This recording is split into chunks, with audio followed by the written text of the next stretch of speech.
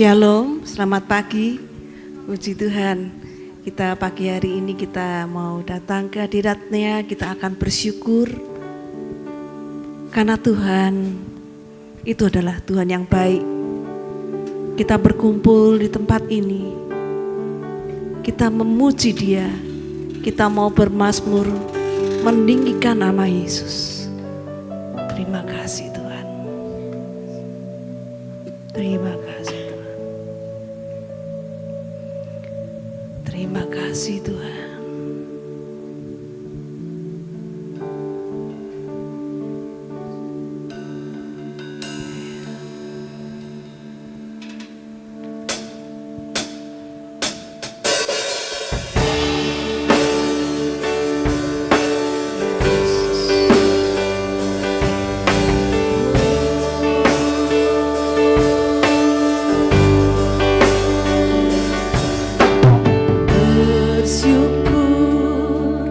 Bersyukurlah sebab Ia baik, kasih-Nya pada kita tulus dan setia.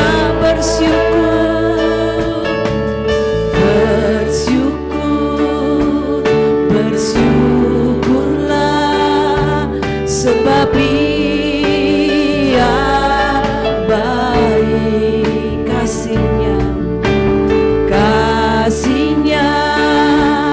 pada kita tulus dan setia. Kita berkumpul memuji Dia, menyembah Dia. Kita bermazmur meninggikan nama Yesus. Dialah Alfa dan Omega, Dialah Alfa dan Omega, Dia yang awal dan yang akhir. Dialah yang terima puji, hormat, syukur. Kita bersyukur atas setiap kebaikan Tuhan bagi hidup kita. Bersyukurlah sebab Ia baik, kasih-Nya pada kita tulus dan setia. Kita berkumpul memuji Dia, menyembah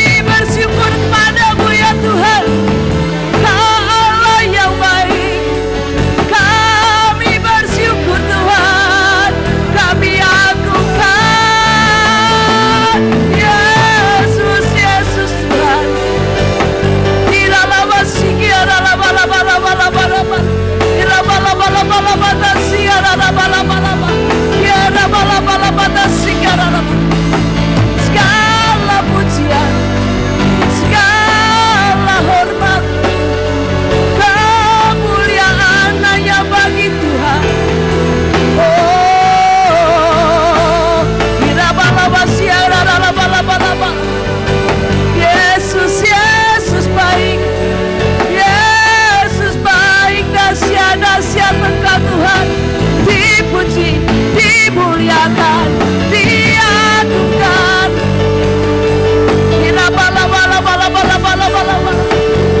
Engkau baik, Engkau baik, Engkau sangat baik. Sikiara bata, sikiara lala, erara bala, biar masih kade bala. Yesus, Yesus, sama Dia di dalam roh dan kebenaran. Sama Dia masyhur dan namanya agung dan perkasa, Allah yang hidup. Ya bala batas segala lama. Oh, kami memuji Engkau Tuhan, Engkau Tuhan, Engkau Raja yang berkuasa atas hidup kami. Terima kasih Tuhan, Engkau baik, Engkau sungguh baik. Dan biarlah kebajikan dan kemurahan belaka itu yang terus mengikuti hidup kami. Anugerah-Mu yang selalu dalam kehidupan kami, berkat-Mu selalu baru setiap pagi. Terima kasih Tuhan, kami bersyukur,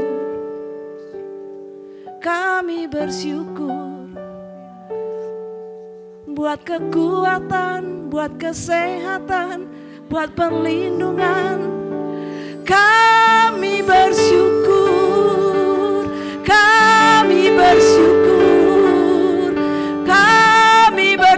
buat pagi hari ini. Kami bersyukur, Engkau Bapa yang baik, Engkau Tuhan yang baik, yang melindungi kami, yang memberikan kami kekuatan baru dan perlindungan, dan anugerah-Mu cukup atas hidup kami. Kami bersyukur. Terima kasih Tuhan, terima kasih Tuhan. Dialah yang terima puji, hormat, syukur. Dialah yang dipuji, Dialah yang terima puji,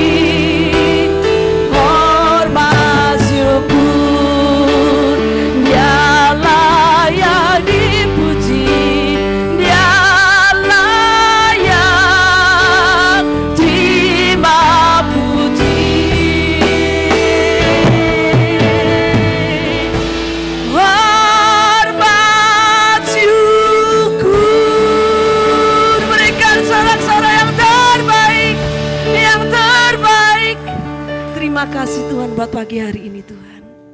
Pagi yang Tuhan sediakan atas setiap kami. Kami memberikan tubuh jiwa roh kami Tuhan.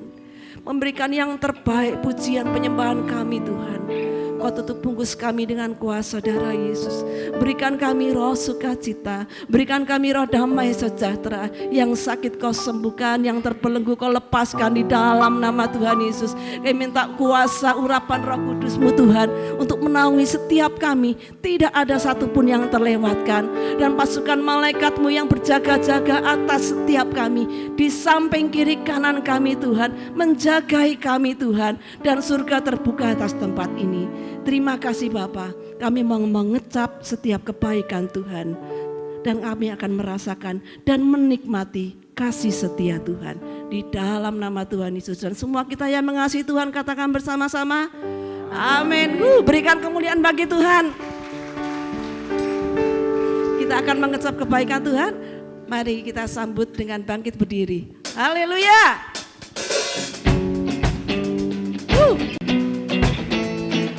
Tuhan baik. Oh, betapa baiknya Tuhan. Terima kasih Tuhan, kami mengecap setiap kebaikan-Mu atas kehidupan kami. Kecaplah dan lihatlah betapa baiknya Tuhan itu. Rasakan dan nikmati kasih setia Tuhan. Kecaplah dan lihatlah betapa Tuhan baik, betapa baiknya Tuhan itu. Rasakan dan nikmati kasih setia Tuhan. Syukur, syukur bagi-Mu Tuhan, segala hormat bagi-Mu Tuhan. Allah yang mengasihiku, Allah yang memeliharaku.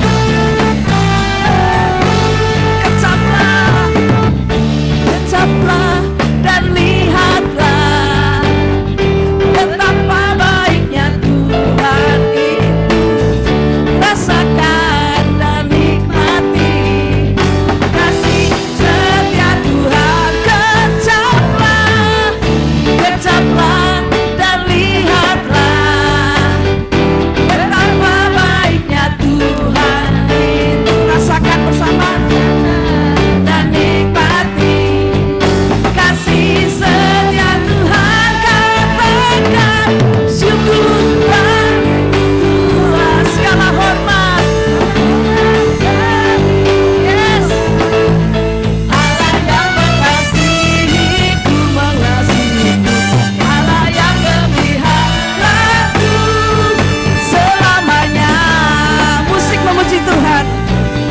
Oh Tuhan baik.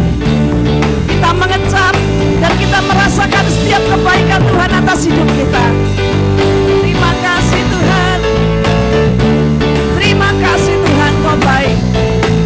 Katakan, kecaplah dan lihatlah betapa baiknya Tuhan itu. Rasakan dan nikmati kasih setia Tuhan. Kecaplah dan lihatlah betapa baiknya Tuhan itu. Rasakan dan nikmati kasih setia Tuhan. Syukur bagi-Mu Tuhan, segala hormat bagi-Mu Tuhan. Allah yang mengasihiku, Allah yang memeliharaku. Syukur bagi-Mu Tuhan. Oh yes Tuhan, kami bersyukur. Segala hormat bagi-Mu Tuhan. Allah yang mengasihi, Allah yang memelihara kita. Allah yang memelihara. Oh, syukur bagi-Mu Tuhan. Segala hormat bagi-Mu Tuhan. Allah yang mengasihiku, Allah yang memeliharaku.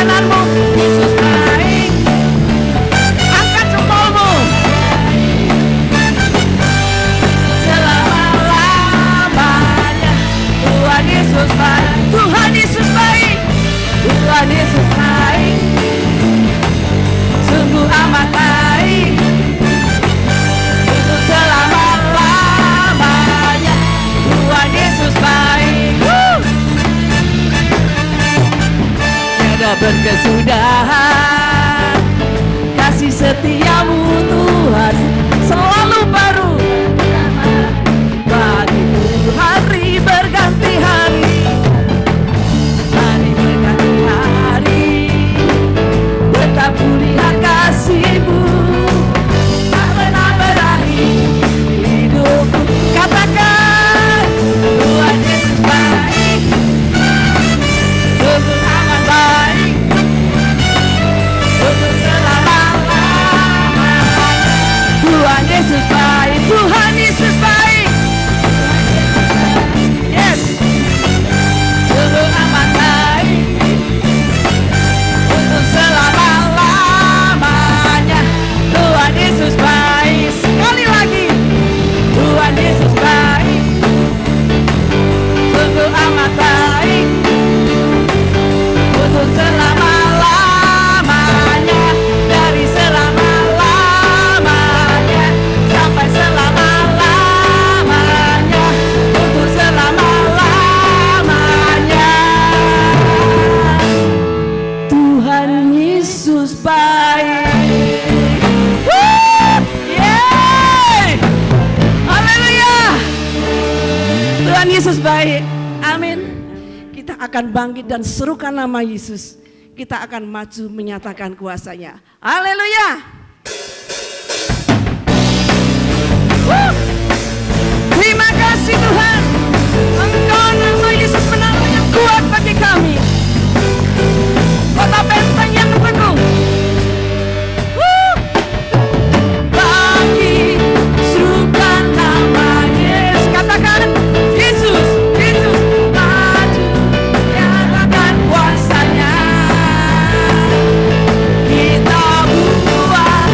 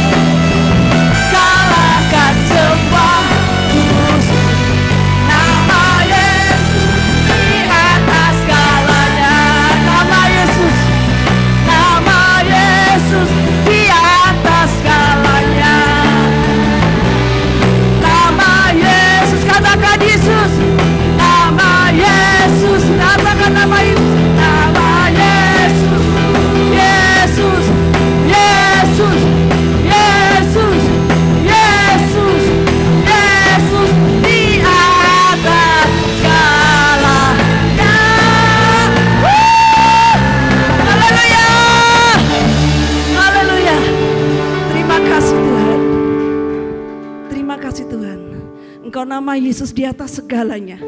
Kami akan bangkit Tuhan, berperang Tuhan bersama dengan Engkau Tuhan. Kami percaya Tuhan ada pemulihan, ada kesembuhan, ada kelepasan di dalam nama Yesus. Terima kasih Bapa. Kami akan duduk diam Tuhan. Untuk Allah Roh Kudus penuhi setiap kami. Jemaat silakan duduk. Terima kasih Tuhan. Penuhi kami Tuhan.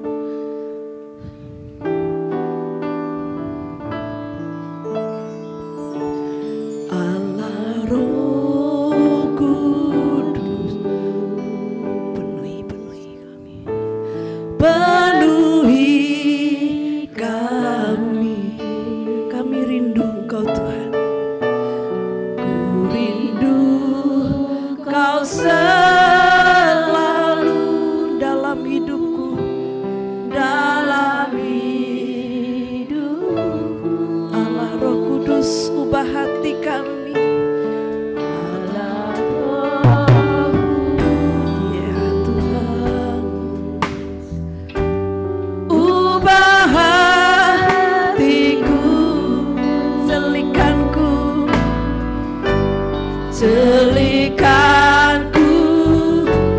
jamalah ku rindu hadirat-Mu. Ku sembah Kudus,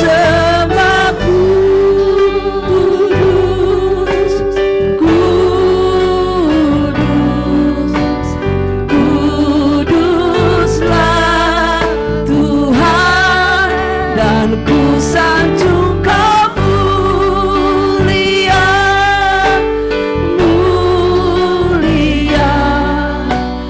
bagimu Tuhan. Penuhi kami ya Allah. Allah Roh Kudus, penuhi kami. Kami merindukan Engkau. Ku rindu Kau selalu dalam hidupku. Allah Roh Kudus, Allah Roh Kudus, ubah setiap hati kami yang keras Tuhan. Ubah hati Kau jamah, celikanku, jamalah ku rindu hadirat-Mu. Ku sembah Kudus, Kudus, Kudus, Kuduslah,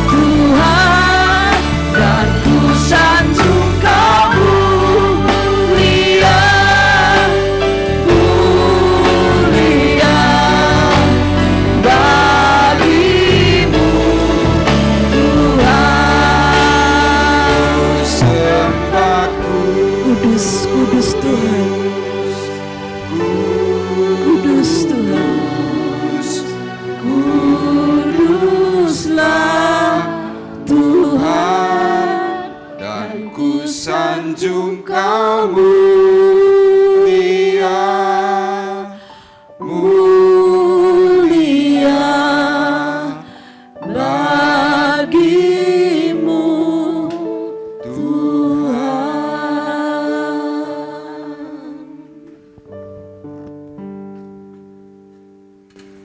Kami memuji dan mengagungkan Yesus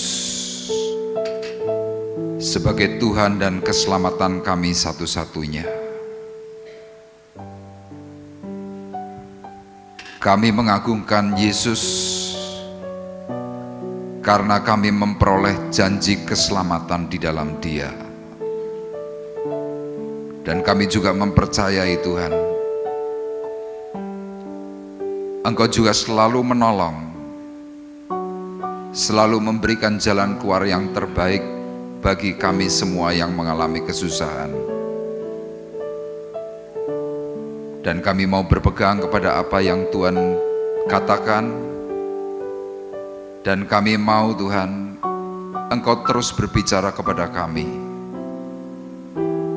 sehingga kami semakin kuat, kami tidak patah arang, tetapi kami memiliki semangat yang semakin berpengharapan di dalam Kristus Yesus Tuhan. Dan tiba saatnya Tuhan, sekarang kami mau duduk diam, menerima suara kebenaran-Mu, menerima anugerah-Mu. Kami siap menerimanya dengan pertolongan Allah Roh Kudus yang memberikan hikmat pengertian kepada kami semuanya. Kami siap menerimanya dengan ucapan syukur. Di dalam nama Tuhan Yesus Kristus kami sudah berdoa. Haleluya. Amin. Puji Tuhan, Shalom. Apa kabar? Luar biasa, puji Tuhan. Bapak Ibu, hari ini kita akan kembali belajar firman Tuhan, dan hari ini kita mau berbicara tentang akhir zaman atau zaman akhir. Nah, saya pagi hari ini memberikan tema lepas dari jerat malapetaka.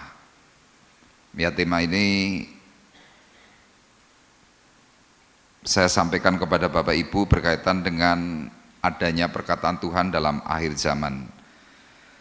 Nah, sebelum kita nanti mengeksposisi dalam kitab Wahyu pasalnya yang ketiga, saya mengajak Bapak Ibu yang membawa Alkitab atau membawa Alkitab elektronik di dalam HP Bapak Ibu semuanya, kita akan melihat dalam Matius pasal 24 ayat 3 sampai dengan ayatnya yang ke-14.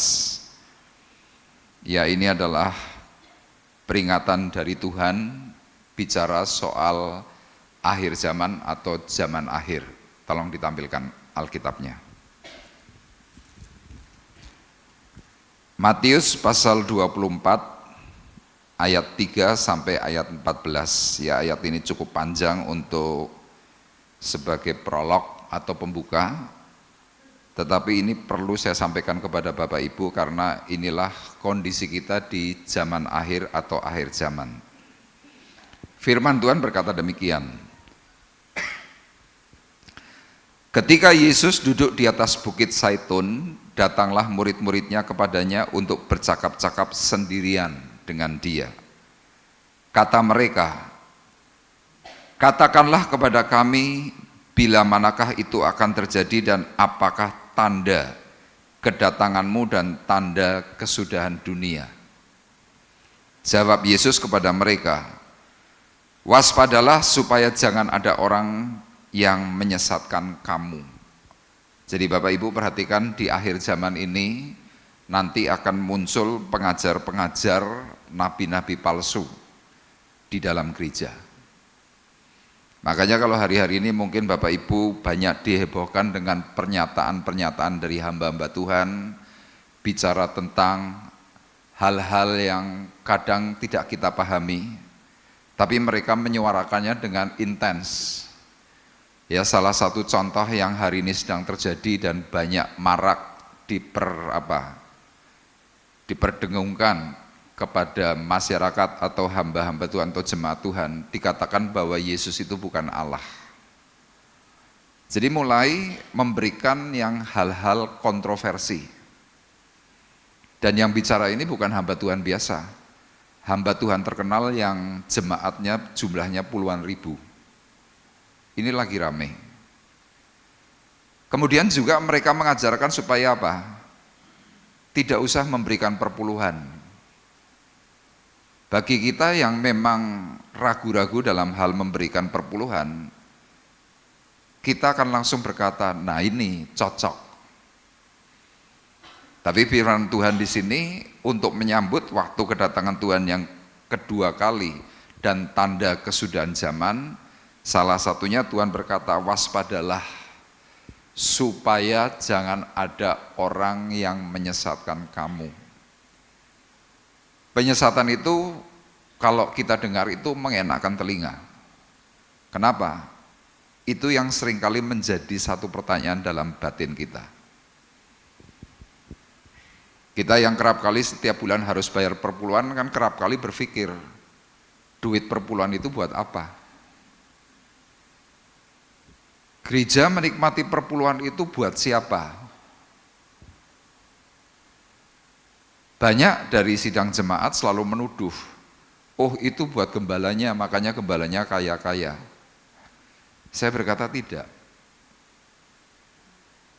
Uang yang diberikan kepada gereja itu tujuannya untuk apa? Supaya gereja Tuhan berkembang, banyak jiwa yang diselamatkan.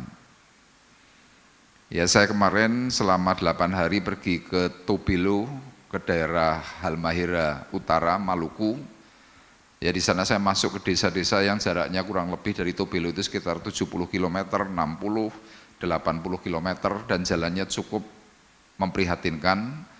Ya harus masuk hutan dan di sana banyak ditemui gereja-gereja yang memprihatinkan. Mereka kepingin membangun gereja sudah 10 tahun, ya hanya berdiri saja rangkanya. Hampir tidak ada yang memberikan bantuan. Kemudian ada gereja yang kemarin saya sempat sharekan di WA, ada yang komentar, wih kordennya kasihan banget. Ya sudah melutuk gitu hitam, kotornya minta ampun. Itu kondisi gereja. Nah bagi gereja-gereja yang sudah terlanjur besar seperti halnya GBT Kristus Alpha Omega di Semarang, ya di bawah pimpinannya Pak Bekti, keuangan gereja yang memang masuknya cukup besar itu dibagikan kepada gereja-gereja yang di daerah. Nah gereja daerah kalau sampai tidak diberi bantuan atau pertolongan, tutup. Kenapa hamba Tuhannya nggak bisa makan, gereja nggak bisa berdiri, tempatnya semuanya reot dan tidak memberikan apa ekspresi. Itu adalah anak-anak Tuhan. Makanya kalau penyesat-penyesat itu mulai muncul, kita yang hari ini sedang, ya saya katakan cukup enak di Temanggung, di kota-kota besar. Tuhan berkata, waspadalah. Kenapa? Nanti akan ada banyak orang yang menyesatkan. Ayat 5. Sebab banyak orang akan datang dengan memakai namaku dan berkata, akulah Mesias, dan mereka akan menyesatkan banyak orang. Jadi tetap memakai nama Tuhan, tetapi berita kebenaran abu-abu. Mereka memberikan pengajaran-pengajaran yang supaya apa? Kita ini gagal mencapai surga. Dan itu dipercaya. Kenapa? Yang bicara adalah orang yang punya kredibilitas. Mereka sudah melayani Tuhan itu berpuluh tahun. Sehingga banyak orang yang percaya. Tapi penyesatan. Ayat 6. Kamu akan mendengar deru perang atau kabar-kabar tentang perang, namun berawas-awaslah, jangan kamu gelisah. Sebab semuanya itu harus terjadi, tetapi itu belum kesudahannya. Ya salah satu contoh yang hari ini kita sedang hadapi adalah perang Rusia dengan Ukraina. Perangnya dari tempat kita ini jauh, tapi dampak yang dialami dari peperangan itu sampai seluruh dunia. Kenapa? Ukraina itu penghasil gas terbesar, Rusia juga penghasil gas terbesar. Mereka disebut negara-negara superpower karena apa? Bisa mengendalikan dunia. Makanya kalau Bapak Ibu mendengar hari ini yang namanya bahan bakar naik turun fluktuatif nggak jelas, kenapa? Ya salah satu dampak, salah satu efek dari yang namanya perang. Dan kalau Bapak Ibu mungkin mengikuti media sosial, ya kira-kira 2 minggu yang lalu, Bapak Presiden Joko Widodo memberikan sebuah pengumuman bahwa di hari ini, ya mulai kurang lebih antara bulan Agustus sampai mendekati nanti Februari atau Maret tahun 2024, itu ada yang namanya krisis pangan. Kenapa krisis pangan? Karena ini ada yang namanya badai El Nino. Semua dunia ini ngalami. Suhu panas dunia itu naik. Akibatnya apa? Gagal panen. Karena gagal panen kemudian 19 negara dunia, ya Amerika, China, kemudian negara-negara lain yang biasa memberikan ekspor kepada Indonesia. 19 negara ini sekarang sudah menyatakan stop ekspor. Makanya kalau kemarin di WA Group ada tulisannya, beras sudah naik. Naiknya nggak tanggung-tanggung, Rp500 sampai Rp1.000 per kilo. Dan saya berani pastikan di Temanggung pun beras juga pasti naik. Kalau belinya cuma 1 kilo nggak masalah. Tapi kalau keluargamu cukup banyak, setiap hari harus memberikan makan sekian kilo, berapa pengeluaran tambahan? Semuanya serba naik. Firman Tuhan sudah memberikan penyataan, tetapi itu belum kesudahannya. Kita hari ini yang masih diberi kecukupan, tidak problem. Tapi masyarakat kelas bawah, wah mereka sudah mulai menjerit. Semuanya mahal. Sekarang ayat 7. Sebab bangsa akan bangkit melawan bangsa dan kerajaan melawan kerajaan, ini yang penting. Akan ada kelaparan. Akan ada kelaparan. Nah Tuhan memberikan peringatan ini kenapa? Tuhan tahu masa mendatang itu seperti apa. Dan ditambahkan, dan gempa bumi di berbagai tempat. Kita dulu di tahun-tahun 70, 80, 90 gempa bumi itu jarang. Kalau hari ini gempa bumi itu mungkin 2 hari sekali. Saya kemarin waktu ada di Tobelo, ada gempa bumi. Kalau di sana kalau nggak salah skalanya itu 6,4. Ya lumayan terasa. Kemudian ada beberapa tempat di Maluku itu runtuh. Ya beberapa waktu yang lalu, kira-kira mungkin 2 minggu yang lalu, ada gempa bumi di daerah Kalimantan. Sampai di daerah Cilacap terasa. Gempa bumi di berbagai tempat. Ilmuwan berkata, oh itu hanya retakan. Tapi Tuhan berkata beda. Itu adalah tanda. Waktu kedatangan Tuhan itu sudah semakin dekat. Ayat 8. Akan tetapi semuanya itu barulah permulaan penderitaan menjelang zaman baru. Jadi ini masa susah, tapi Tuhan berkata, barulah permulaan penderitaan. Jadi kalau kita yang tidak berawas-awas, Bapak Ibu perlu ingat, anak cucu kita nanti hidupnya seperti apa? Wong kita yang dalam zaman sekarang ini aja sudah setengah mati. Secara khusus yang perlu dipikirkan, harga tanah, harga rumah itu sudah tidak terjangkau. Anak-anak muda zaman sekarang sudah tidak lagi memikirkan mau beli rumah caranya bagaimana, semuanya sudah mahal. Tapi ini dikatakan barulah penderitaan menjelang zaman baru. Ayat 9. Pada waktu itu kamu akan diserahkan supaya disiksa, kamu akan dibunuh dan akan dibenci semua bangsa oleh karena namaku. Dan banyak orang akan murtad dan mereka akan saling menyerahkan dan saling membenci. Zaman susah muncul, nanti akan ada banyak orang murtad. meninggalkan agamanya.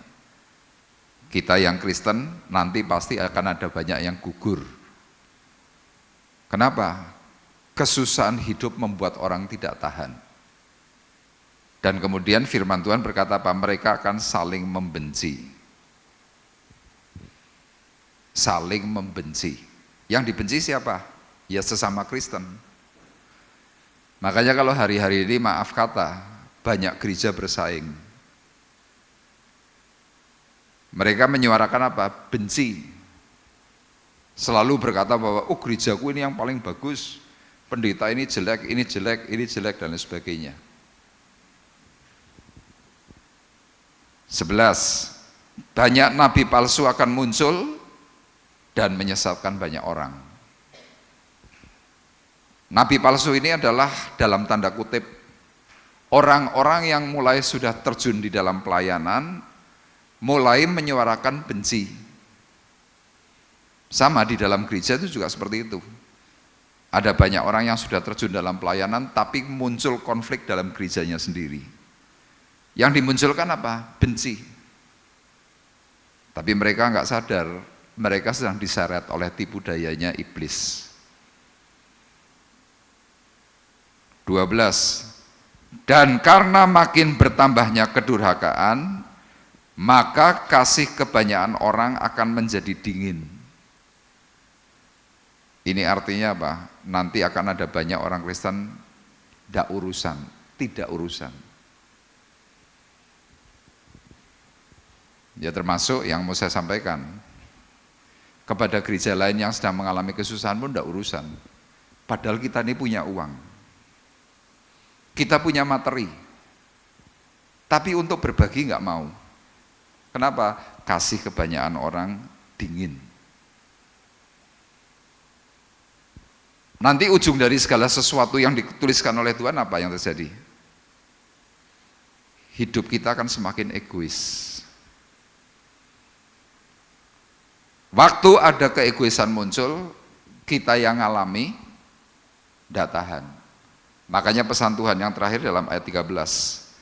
Tetapi orang yang bertahan sampai pada kesudahannya akan selamat. Kalau kita tahan loh. Kita bisa kuat, kita bisa tahan, kita nanti bisa selamat. Nah dari perkataan Tuhan dalam Matius, itu adalah perkataan Tuhan sebelum ditangkap. Nah Tuhan kembali mengenapkan kepada siapa? Kepada Yohanes murid Tuhan di Pulau Patmos. Dan kita mau belajar Wahyu pasal 3 mulai dari ayat 7 sampai 13. Ya seperti tema yang tadi saya sampaikan, lepas dari jerat malapetaka. Yuk kita bersama-sama membuka di dalam Alkitab kita masing-masing. Bagi Bapak Ibu yang membawa, ada yang membawa Alkitab? Masih ada?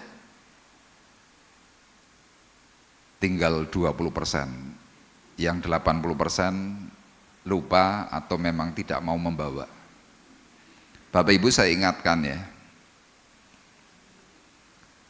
Alkitab itu adalah firman Allah. Saya punya Alkitab, saya juga punya iPad. Selain punya iPad, saya juga punya HP yang ada Alkitabnya, komplit semua. Tapi saya tidak pernah melupakan ini, hard copy. Kenapa Tuhan itu sampai memberikan dalam bentuk buku? Kenapa kok enggak cuma ingat-ingatan saja di dalam pikiran kita? Kenapa? Karena Tuhan tahu kita manusia ini lemah dalam hal mengingat. Kita ini gampang lupa. Makanya apa? Kita diberi Alkitab untuk supaya apa? Kita tuh selalu ingat. Yohanes berkata, pada mulanya adalah firman, dan firman itu datang bersama-sama dengan Allah, dan firman itu adalah Allah. Jadi kalau Bapak Ibu setiap hari ini loh punya Alkitab, saudara setiap hari ini mau baca, suara itu akan berkata, engkau sedang dekat dengan Allah. Saya berulang kali memberikan sebuah analogi. Kalau kita mancing harus bawa pancing. Itu loh Pak Nanto sama Hindra itu kan tukang mancing. Bawanya duit atau pancing, Indra? Pancing. Saudara mau mancing, tapi cuma bawa duit. Ya beli di pasar, bukan mancing. Saudara nanti tidak akan dapat apa-apa. Sama ibadah yang kita bangun di hadapan Tuhan, itu untuk mencari Tuhan. Alkitab ini bicaranya soal Tuhan semuanya. Bapak Ibu mau mulai minggu depan yang punya Alkitab, bawa Alkitab mau? Coba yang mau angkat tangan semuanya. Masih ada yang tidak mau angkat tangan. Bingung ya? Maafkan saya harus bicara keras. Kenapa? Ini hidup kita. Kalau kita sampai berkata, nggak penting, ini juga sama. Bapak Ibu saya beritahu, ini memang sama. Tapi banyak penyesat yang muncul di dalam HP yang saudara miliki. Alkitab elektronikmu itu mudah disusupi. Kenapa? Itu update terus. Tapi kalau ini kan baku. Mau disusupi ya tulisan tangan kita. Nah firman ini nanti akan berbicara itu. Siapa kira-kira orang yang bisa diselamatkan? Siapa kira-kira orang yang lepas dari jerat malapetaka?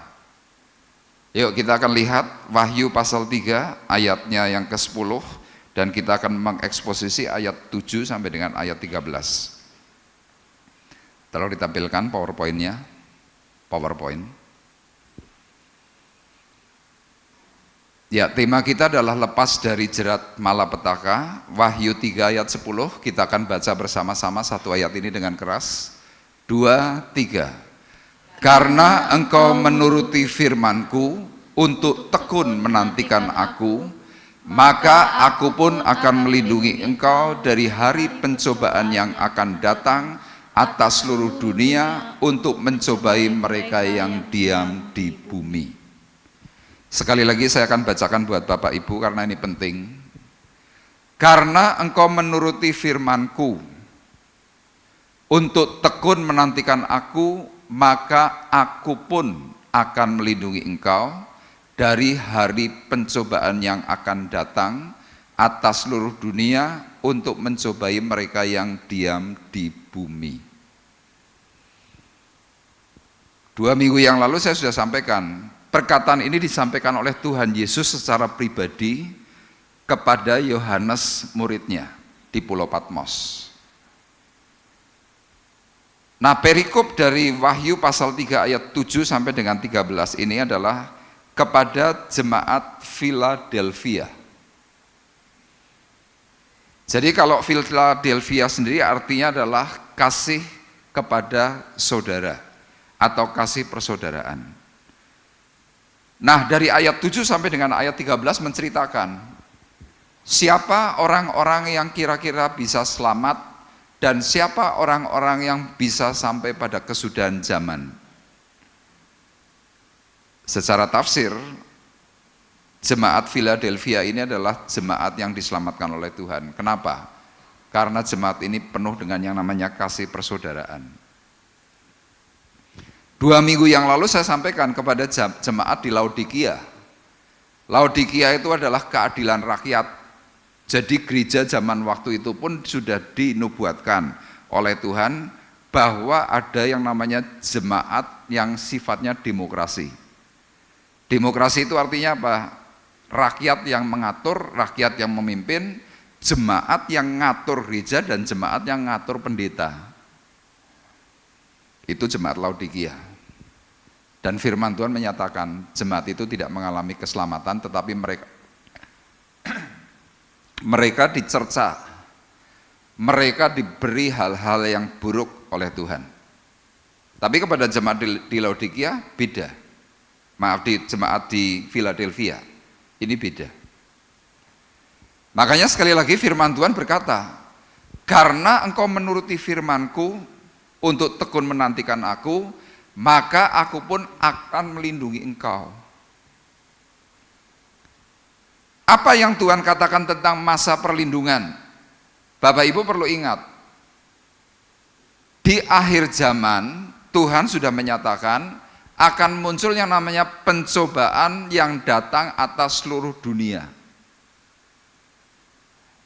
Makanya kalau hari ini Bapak Ibu berkata, wah urip tambah susah, tambah angel. Kenapa? Kita hidup di zaman akhir, di akhir zaman. Kita ini hari ini hidup di penghujungnya zaman. Nanti saya akan jelaskan dalam kitab Markus. Dan Tuhan memberikan satu kata yang menandaskan yang akan datang atas seluruh dunia untuk mencobai mereka yang diam di bumi.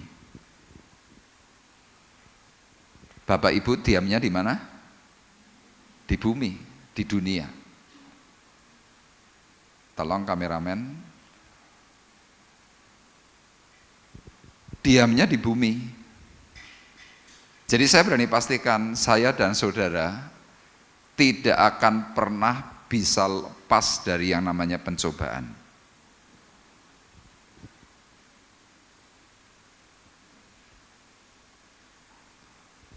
Saya dan saudara tidak akan pernah lepas dari yang namanya masa sulit, masa susah. Tapi yang Bapak Ibu perlu ketahui, Tuhan sudah memberikan janji. Bagi orang-orang yang menuruti perkataan firman Tuhan, bagi orang-orang yang tekun menantikan waktu kedatangan Tuhan, Tuhan akan melindungi secara global. Ada amin? Makanya kenapa saya memberikan tema lepas dari jerat malapetaka. Kenapa saya tidak menuliskan kata lepas dari malapetaka? Karena apa? Malapetaka itu bisa menjerat hidupmu. Malapetaka itu bisa mengikat hidupmu untuk jadi orang yang terus setiap hari susah. Jadi Bapak Ibu perlu berawas-awas. Makanya kalau ada orang-orang tertentu hari ini sudah terjerat. Orang-orang tertentu hari ini sudah terikat. Ya minggu yang lalu, 2 minggu yang lalu saya sudah sampaikan. Terikat dengan apa? Obat. Itu jerat. Dan saya katakan kalau kita terikat dengan obat yaitu malapetaka. Kenapa? Kita ketergantungan. Kalau tidak pakai itu, loyo. Tidak pakai itu kita mati. Tidak pakai itu kita lemah. Tidak pakai itu penyakit kita akan muncul semuanya. Itu malapetaka. Nah jadi bagaimana supaya kita ini bisa lepas dari jerat malapetaka? Yang pertama, dalam ayat 8 dan ayat 10. Kita harus mau mulai hidup untuk mengandalkan Tuhan. Andalkanlah Yesus. Kita hari ini bukan mengandalkan tapi lebih banyak percaya. Saya percaya. Tapi apakah benar hidup kita sudah mulai dengan percaya kita mengandalkan Tuhan? Ini yang belum. Makanya dalam ayat 8 dikatakan, aku tahu segala pekerjaanmu, lihatlah, aku telah membuka pintu bagimu yang tidak dapat ditutup oleh seorang pun. Aku tahu kekuatanmu tidak seberapa, namun engkau menuruti firmanku dan engkau tidak menyangkal namaku. Jadi Tuhan hari itu tahu akan kehidupan jemaat Philadelphia. Tuhan tahu. Nah, sepengetahuan Tuhan, jemaat ini adalah jemaat yang taat. Mereka tunduk, mereka setia. Nah, sewaktu Tuhan melihat kenapa mereka bisa tunduk, kenapa mereka bisa taat, kenapa mereka bisa setia, Tuhan mengatakan bahwa kekuatanmu tidak seberapa, namun engkau menuruti firman-Ku. Jadi Tuhan melihat dalam kondisi yang serba susah, serba berat, tapi Tuhan masih melihat, orang-orang Philadelphia ini beda. Kenapa? Mereka sungguh-sungguh mengandalkan aku, mengandalkan Tuhan. Caranya bagaimana? mereka adalah orang yang setiap hari membaca firman Tuhan. Makanya kalau Tuhan sampai berkata, aku tahu bahwa kekuatanmu tidak seberapa.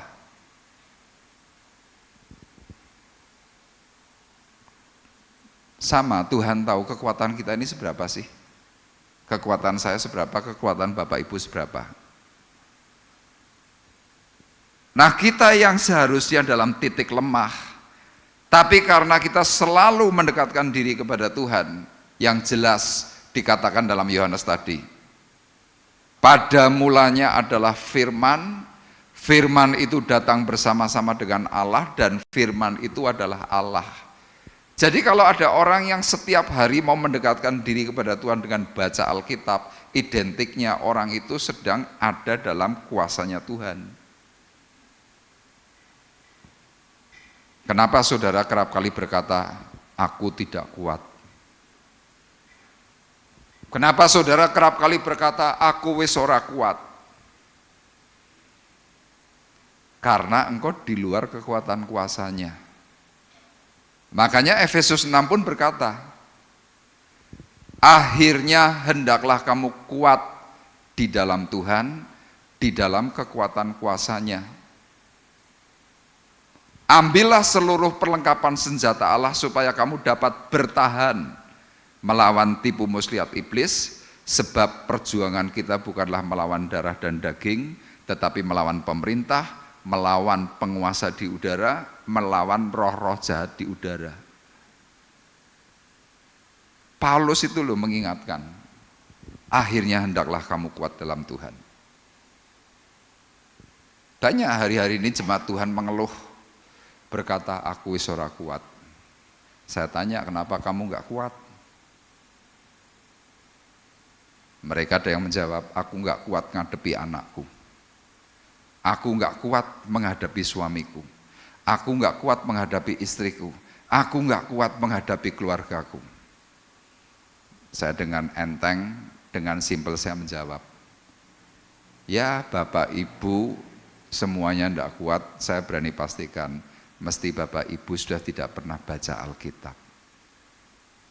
Nanti orang itu yang mendengar apa yang saya katakan cuma gini, iya sih Pak, ya bagaimana kita bisa kuat?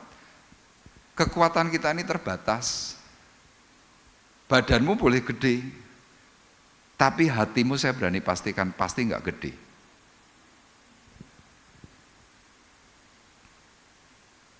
Tuhan hari itu berkata secara khusus kepada jemaat Philadelphia, aku tahu bahwa kekuatanmu tidak seberapa.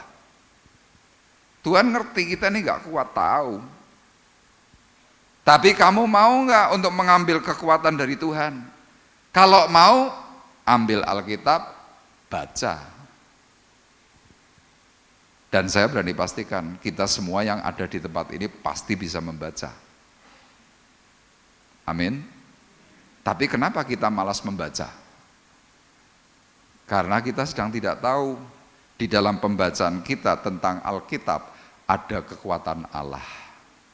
Tapi coba kalau Bapak Ibu hari ini tahu bahwa di Alkitab yang kita miliki bukan HP yang kita miliki. Kalau HP yang kita miliki baterainya habis, saudara tidak bisa baca. iPad yang Anda miliki kalau baterainya habis, Anda tidak bisa membaca.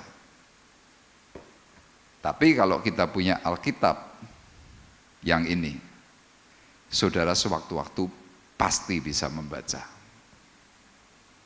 Pasti, kalau mau. Maaf ya, hari ini mungkin perkataan saya menyengat, tidak enak. Tapi ini harus saya sampaikan. Kenapa? Daripada saudara ngalami problem. Rasul Paulus mengatakan dalam Roma pasal 1 ayat 16, tolong slide selanjutnya. Yuk kita baca yang bagian bawah, 2, 3. Sebab aku mempunyai keyakinan yang kokoh dalam Injil, karena Injil adalah kekuatan Allah yang menyelamatkan setiap orang yang percaya, pertama-tama orang Yahudi tetapi juga orang Yunani. Paulus memiliki keyakinan yang kokoh. Aku percaya, bukan hanya percaya, aku mendekatkan diri kepada Allahku. Dan dia menyimpulkan, karena Injil adalah kekuatan Allah yang menyelamatkan setiap orang yang percaya. Sama, saya punya keyakinan yang kokoh dalam Injil. Kenapa saya sangat yakin? Kenapa saya menyerahkan hidup kepada Tuhan untuk jadi hamba Tuhan? Karena saya pernah ditolong oleh Tuhan melalui Injil, melalui Alkitab yang saya miliki ini loh. Saya berulang kali bersaksi, mungkin saudara sudah bosan dengan kesaksian saya. Tetapi saya mau katakan, saya kentir, saya gila, saya enggak karu-karuan, saya sembuh karena Injil.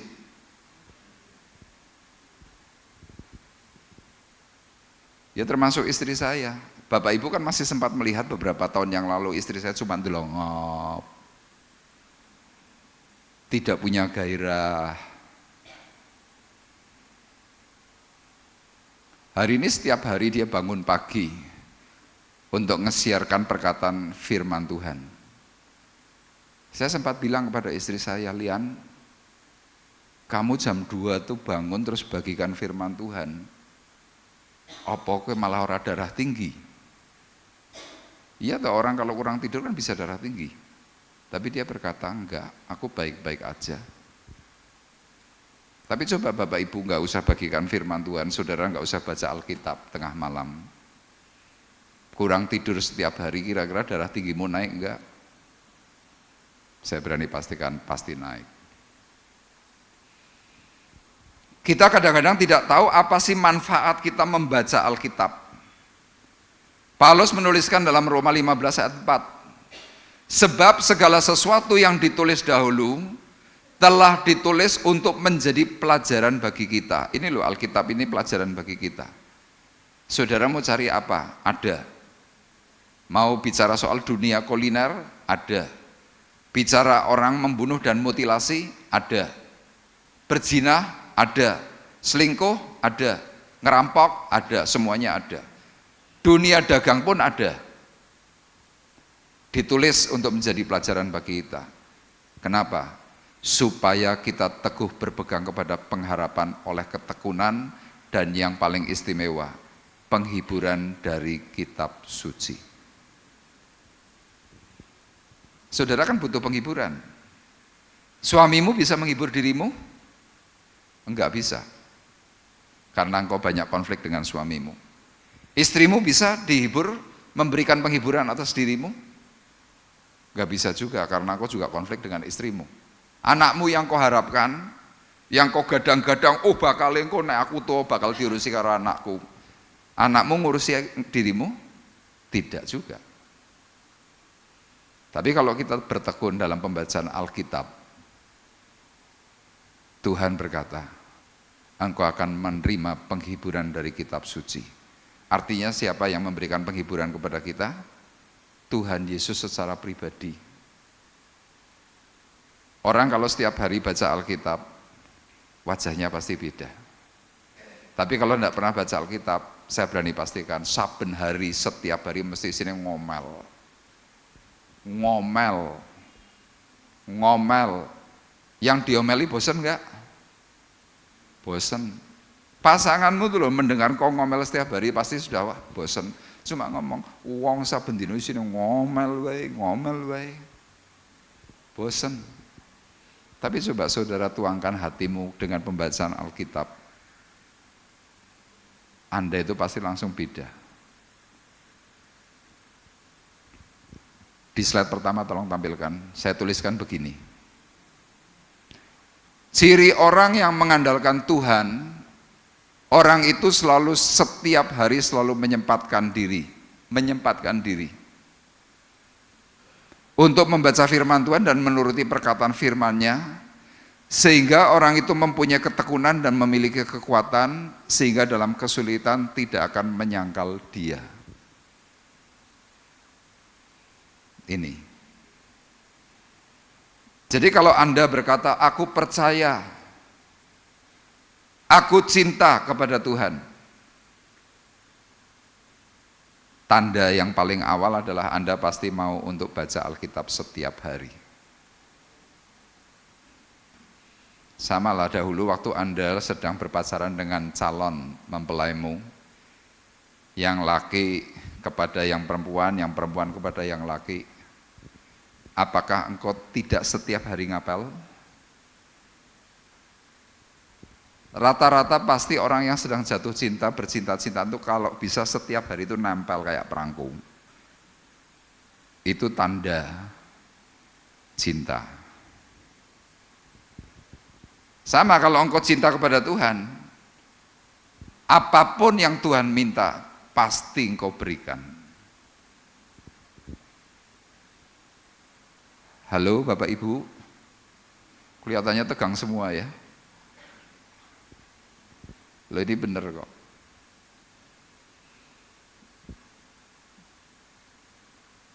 Saya sebagai hamba Tuhan, saya sebagai gembala di tempat ini, saya kepingin, yuk kita semuanya kalau bisa masuk surga. Terus bagaimana caranya ya? Salah satunya saya harus menyampaikan perkataan firman ini dengan apa adanya. Saya bicara halus bisa, tapi kadang-kadang kita yang diberi halus-halus itu nggak mempan. Ada orang tertentu berkata, lah iya ya khotbah wis atos wae padha wae ora berubah. Lah nek yang pok gimana? Ini yang pertama. Kemudian yang kedua, bagaimana agar lepas dari jerat malapetaka? Kita perhatikan dalam ayat 11. Aku datang segera, peganglah apa yang ada padamu, supaya tidak seorang pun mengambil mahkotamu. Pesan Tuhan itu simpel. Kalau engkau ingin lepas dari jerat malapetaka, engkau ingin lepas dari jerat maut. Yang kedua, persiapkanlah waktu kedatangan Tuhan. Ayatnya jelas berkata, aku datang segera. Saudara mungkin akan berkata, Pak, Alkitab yang kita punya ini sudah 2000 tahun. Mana waktu kedatangan Tuhan? Saya beri pengertian kepada Bapak Ibu.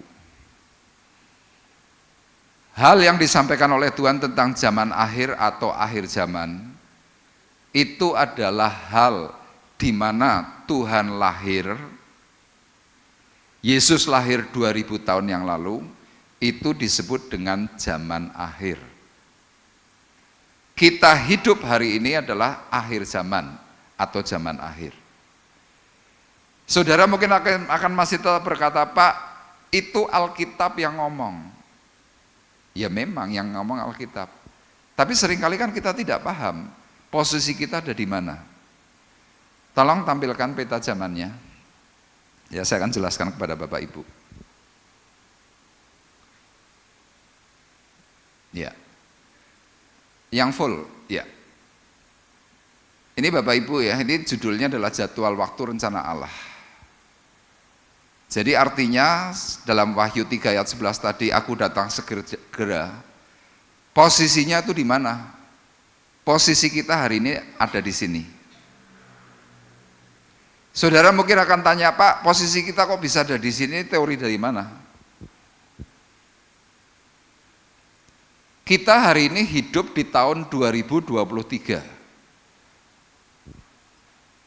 Secara ilmu alam, mereka berkata, kita hidup dalam milenium 3.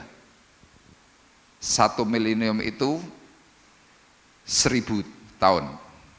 Jadi karena kita sekarang hari ini sudah masuk dalam tahun 2023, itu masuk dalam milenium 3.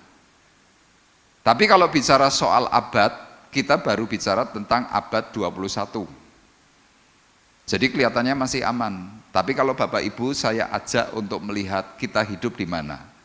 Ya saya akan jelaskan. Tuhan menciptakan langit dan bumi dan segala isinya itu 6 hari lamanya. Sekali lagi, Tuhan menciptakan langit dan bumi dan segala isinya itu 6 hari lamanya. Dalam surat 1 Petrus dikatakan, satu hari Tuhan itu 1000 tahun. Jadi hal masalah penciptaan itu adalah sebuah penggambaran dari kehidupan kita, makhluk yang ada di bumi. Kita ini sebenarnya sudah hidup berapa lama? Hidup kita di sini. Kenapa di sini? Karena kita perlu tahu zaman Yesus sampai dengan zaman kita ini 2000 tahun. Ini angka 5 dan angka 6. 2000 tahun. Zaman Adam itu penciptaan awal sampai dengan zaman Yesus itu adalah 4000 tahun. Jadi Adam bersama Yesus itu beda 4000. Kemudian Yesus lahir sampai dengan kita ini sudah 6000 tahun. 6000 tahun itu artinya 6 milenial. 6000 tahun. Nah sekarang kalau Bapak Ibu tahu, pada waktu di mana Tuhan memberikan penciptaan selama hari ke-6, hari ke-7 itu adalah hari Sabat bagi Tuhan. Jadi kalau kita belajar dari waktu atau peta zaman, kita hari ini hidup di sini nih. Ini sudah masuk hari ke-7. Hari ke-7 itu adalah hari Tuhan. Disebut dengan Sabat. Jadi kalau kita hari ini yang hidup di tahun 2023, Bapak Ibu itu sudah harus mulai berawas-awas. Kenapa berawas-awas? Karena ini adalah waktu tanda kedatangan Tuhan itu sudah muncul. Makanya yang tadi saya jelaskan, gempa bumi di mana-mana, gunung meletus, banjir, dan sejenisnya. Itu adalah tanda Tuhan pasti akan segera datang.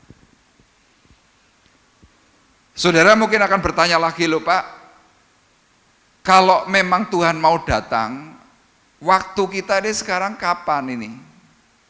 Coba tolong tampilkan Markus pasal 3, pasal 13, ayat yang ke-35. Bapak Ibu perhatikan. Ini adalah perkataan Tuhan kepada para murid. Karena itu berjaga-jagalah, sebab kamu tidak tahu bila manakah tuan rumah itu pulang, menjelang malam atau tengah malam atau larut malam atau pagi-pagi buta.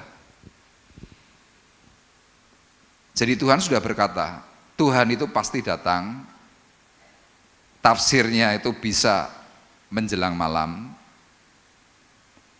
tengah malam, larut malam, atau pagi-pagi buta. Nah sekarang peta zamannya tolong tampilkan lagi.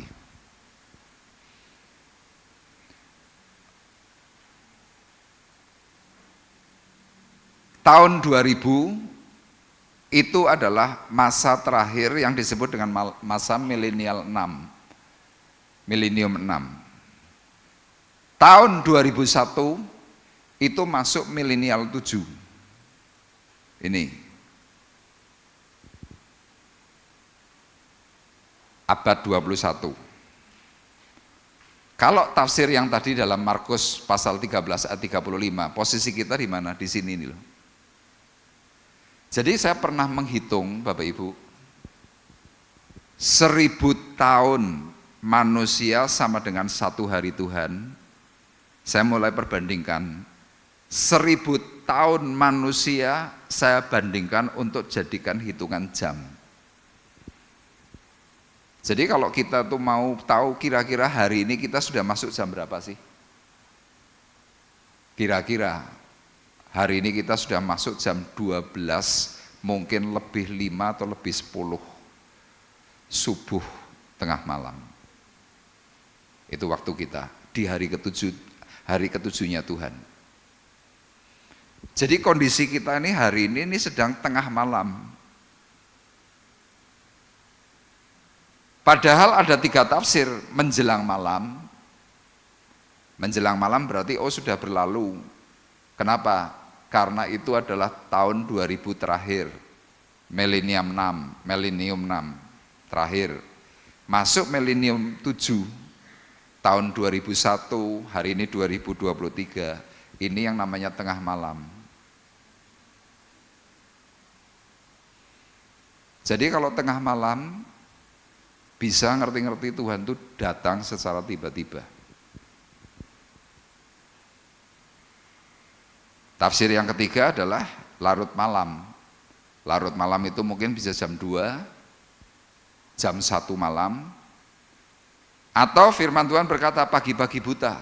Pagi-pagi buta itu kalau secara tafsir jam itu sekitar jam 3, jam 4. Itu pagi-pagi buta subuh.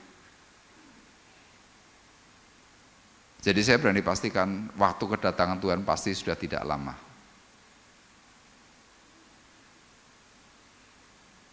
Nah Tuhan berkata tadi dalam Wahyu pasal 3 ayat 11, Aku datang segera, peganglah apa yang ada padamu supaya tidak seorang pun mengambil mahkotamu. Ya, tolong kembali. Jadi lihat, Tuhan tahu di waktu kedatangan Tuhan, nanti akan ada banyak orang yang tidak lagi berpegang kepada yang namanya iman. Nah sekarang yang menjadi pertanyaan, ketika kita punya iman, pertanyaan saya, apa yang sudah kita lakukan, apa yang sudah kita buat? Injil Lukas menuliskan, ya itu dalam bentuk nyanyian. Yesus bertanya kepada kita, adakah iman di bumi ini? Saat Dia datang kedua kalinya untuk menghakimi dunia. Apa yang kau buat selama hidupmu? Adakah iman di hatimu? Tuhan kan membenarkan umat pilihannya yang sungguh berharap padanya. Tuhan nanti suatu hari juga akan tanya kepada kita, apa yang kau buat selama hidupmu? Maaf ya, yang kita buat selama ini kita lebih banyak kerja. Untuk firman, hampir tidak pernah. Termasuk untuk doa. Bapak Ibu nggak pernah prihatin, tapi saya sangat prihatin. Doa puasa tuh loh, setiap hari Sabtu jam 4 sore, yang datang cuma 2-3 orang tok. Doa penyembahan, yang datang paling banyak 15 orang.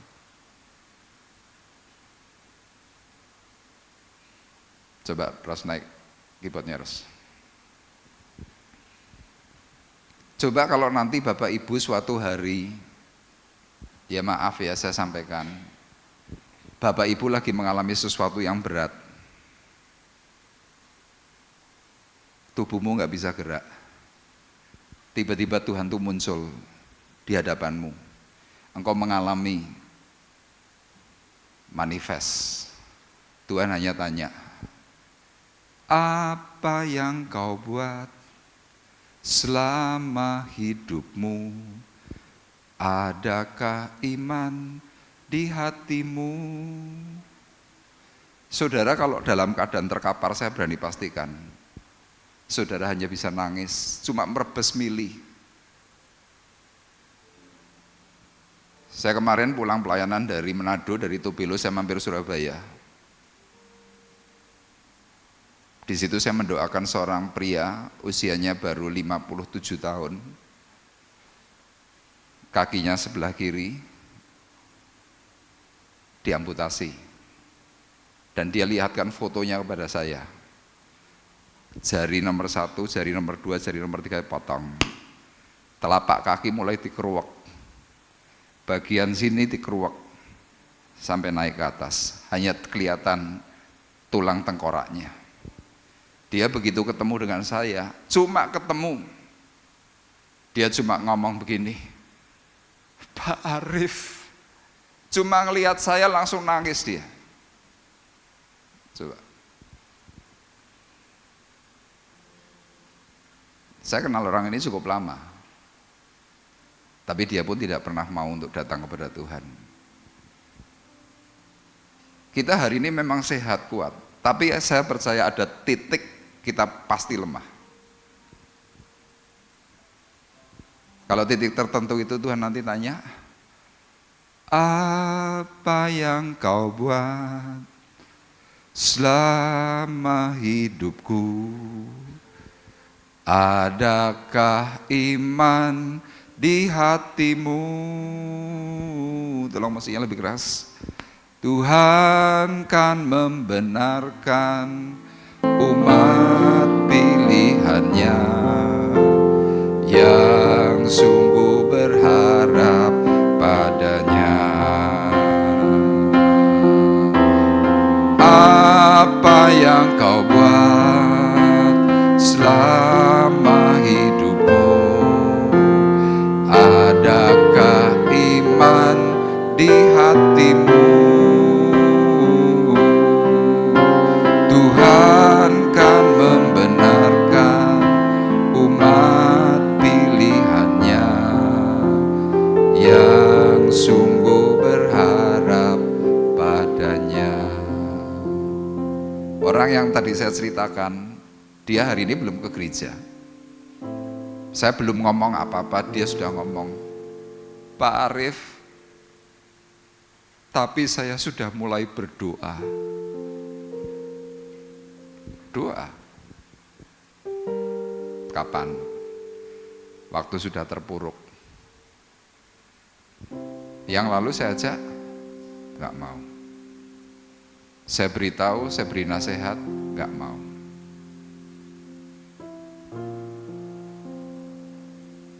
Kalau saya mau berkata kepada Bapak Ibu dengan keras, apakah itu hakikat orang Kristen?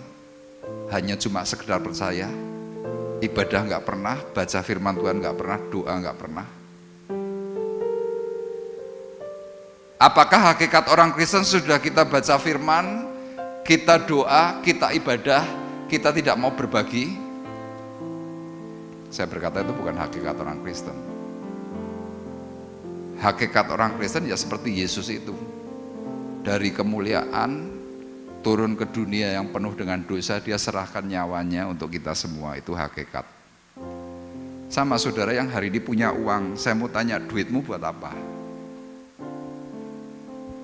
Saya kemarin dengar khotbah dari seorang hamba Tuhan. Kita hari ini bangga dengan mobil kita. Kita hari ini bangga dengan rumah kita. Kita punya mobil yang macam-macam, duit yang mungkin bermiliar-miliar. Hamba Tuhan tuh ngomong, mobil terakhirmu adalah mobil jenazah. Rumah terakhirmu hanya 2x1. Sudah, itu yang terakhir. Terus kita hari ini sedang melakukan apa untuk Tuhan? Saya berkata, kita tidak melakukan apa-apa. Duit kita genggam dengan kencang, kita tidak berbagi. Saudara kan mungkin kalau dengar lagu yang tadi, coba pakai piano elektronik. Bapak Ibu cobalah ekspresikan. Kalau suatu hari nanti, saudara ketemu Tuhan, Tuhan cuma tanya gini loh, apa yang kau buat selama hidupmu? Adakah iman di hatimu? Tuhan kan membenarkan umat pilihannya yang sungguh berharap padanya. Apa yang sudah kau buat? Kira-kira Tuhan tanya gitu. Nanti kita masuk pengadilannya Tuhan, kita cuma ngomong, Tuhan, aku tidak berbuat apa-apa.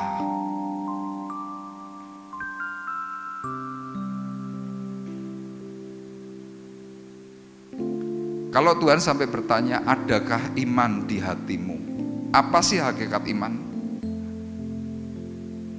Hakikat iman adalah hakikat di mana orang percaya, menunggu menanti waktu kedatangan Tuhan dengan perbuatannya. Itu yang Yakobus katakan, iman tanpa perbuatan pada hakikatnya mati. Kita punya iman, tapi mana perbuatan imanmu?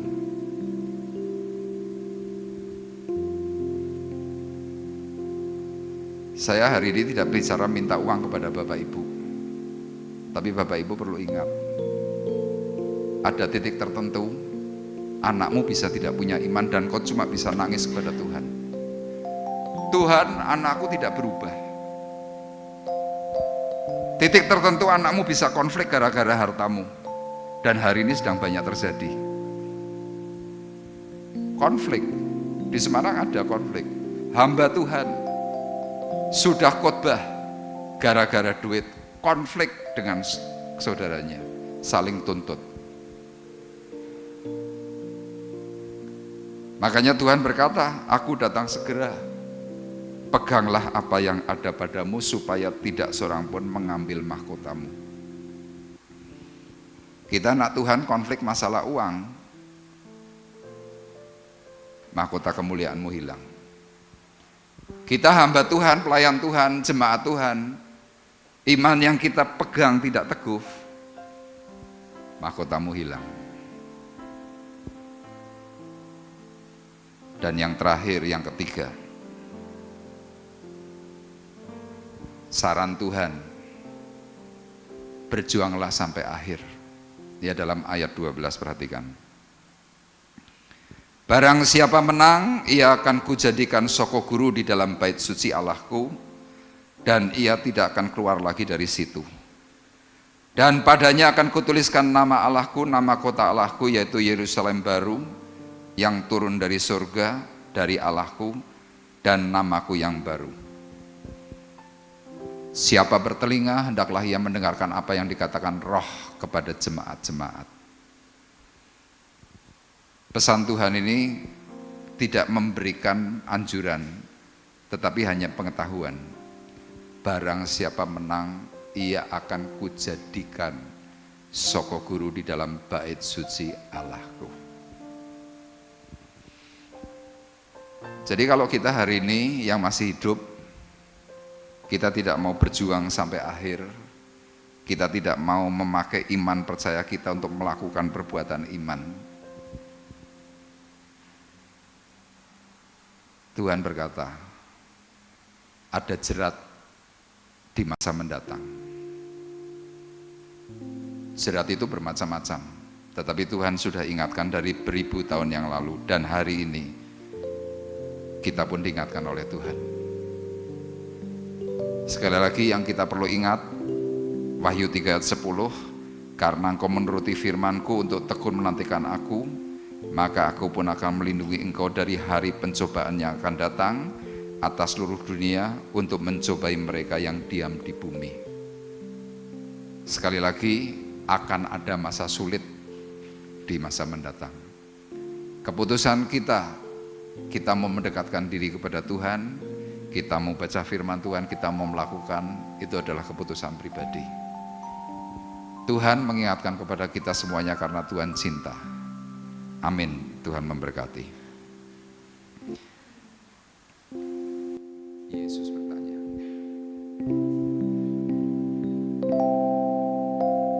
Yesus bertanya kepada kita, adakah iman di bumi ini?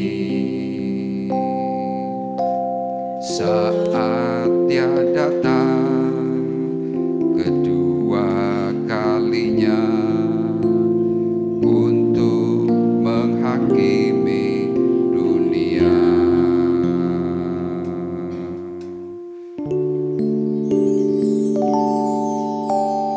Yesus bertanya kepada kita, adakah iman di bumi ini? Saat Dia datang kedua kalinya untuk menghakimi dunia.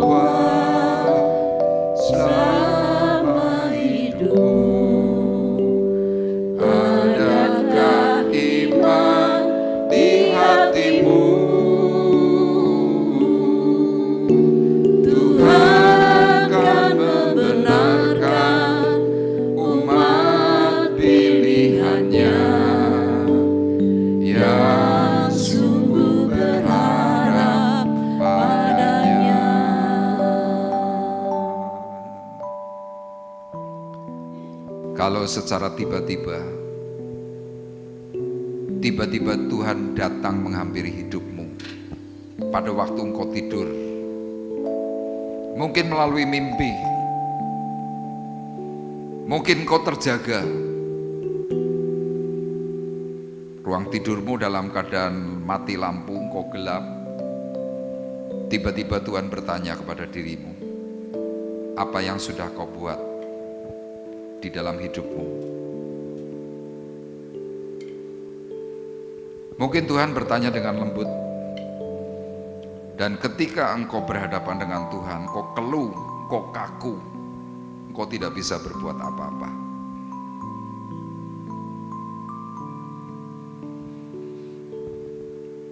Engkau mungkin belum masuk dalam peristiwa yang seperti itu. Tetapi ingat, setiap manusia, siapapun kita, akan ada masa yang sulit, masa yang mencekam, masa yang mengerikan, terutama ketika engkau sakit. Mari bersama-sama renungkan bahwa waktu kedatangan Tuhan itu sudah sangat dekat. Tidak lama lagi, karena tanda-tanda itu sudah lengkap. Dan Tuhan berjanji, Dia akan melindungi engkau yang tekun menuruti perkataan firman. Hari pencobaan akan datang, itu akan datang atas seluruh bumi, atas seluruh dunia. Dan kita tidak terlepas dari masa-masa yang sulit itu. Mari bersama-sama dalam hatimu pribadi lepas pribadi, engkau mau berkata kepada Tuhan, Tuhan, aku mau intim, aku mau mendekatkan diri kepadamu supaya aku ditolong, supaya aku diselamatkan secara khusus untuk keluargaku, untuk anak-anakku, untuk cucu-cucuku, untuk menantuku. Tuhan, tolong mereka semuanya.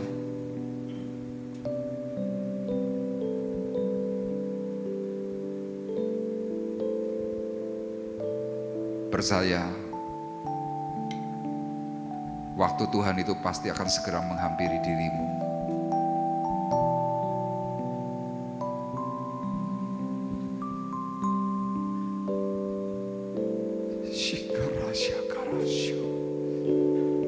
Apa yang kau buat selama hidupmu?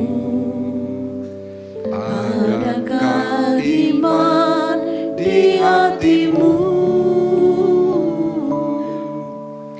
Tuhan kan membenarkan umat pilihannya yang sungguh berharap padanya. Apa yang kau buat selama hidupmu? Adakah iman di hatimu? Tuhan kan membenarkan umat pilihannya yang sungguh berharap padanya, yang sungguh berharap padanya, yang sungguh berharap padanya, yang sungguh berharap padanya, yang sungguh berharap padanya.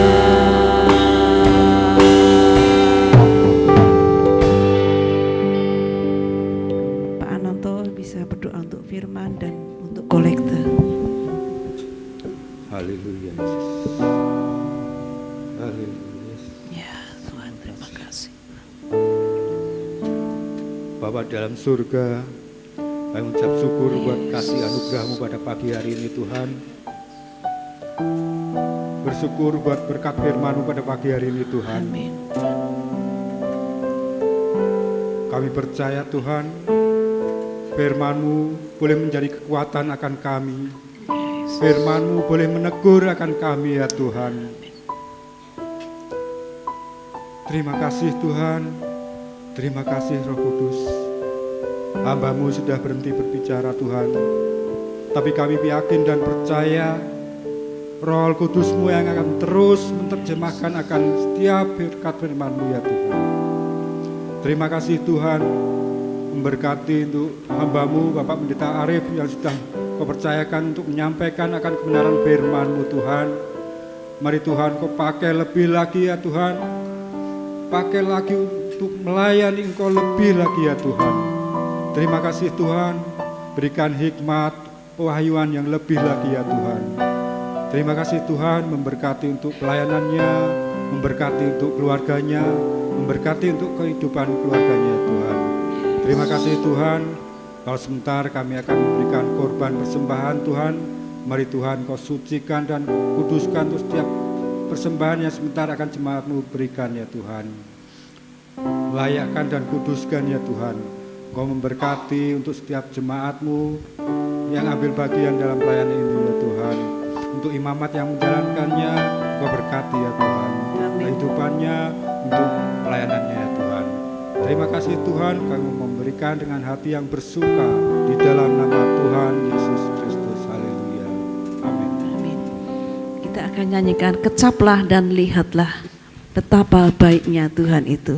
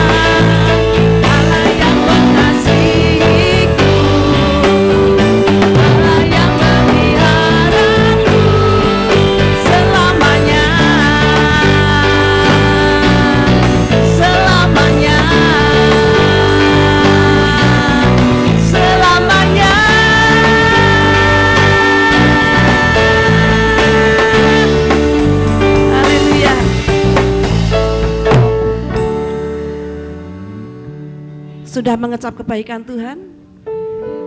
Kalau mengecap itu bagaimana? Mengecap itu diicipin ya, dimasukkan ke mulut, dikecap, dirasakan kebaikan Tuhan. Amin. Jadi setiap kebenaran firman Tuhan tidak akan kembali dengan sia-sia ya, keluar masuk telinga kiri kanan, tetapi harus kita makan. Kita icipi kebaikan Tuhan, maka Tuhan yang akan terus memberikan kita iluminasi yang baru. Tuhan akan memberikan kita gairah lebih lagi. Amin. Puji Tuhan. Baik, tidak ada lagi yang lain, kita akan bersama-sama mengakhiri ibadah kita. Saya undang Bapak Ibu untuk bangkit berdiri, kita akan berdoa. Bapa di surga, kami bersyukur kepada Tuhan. Kami berterima kasih atas apa yang Tuhan katakan.